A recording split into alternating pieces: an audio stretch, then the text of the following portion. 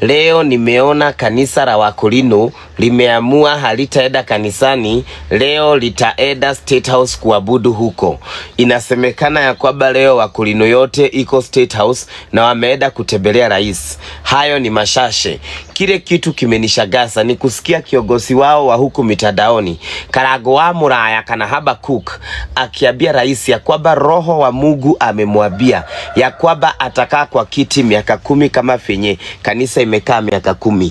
Gakiulia tilili, Karago wa Muraya, hizi ni milioni 100 simetuma baka mudaganye kwa jina la Mungu onasade, kwa jina la roho wa Mungu onasade. Kero hoyo ataliulia tuthomaga mafukuini ma Mwathani. Is this not the Holy Spirit abaye tunasomaga kwa vitabu?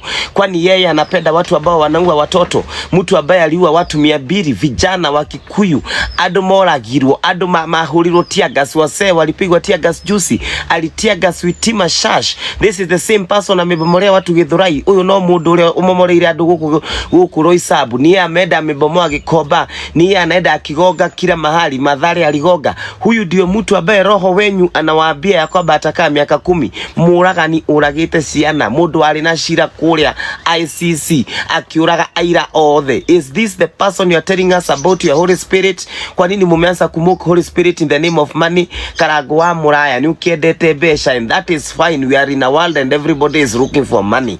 No akinya handu ginya wiga kire bathi wauga ati it is better to do itago blasphemy ati you are talking on behalf of the Holy Spirit. Huyu roho akwambiagi kwako kuna bomoka, roho yu ndakwiraga maundu maria mothe no akwirire ya gutabirira Ruto.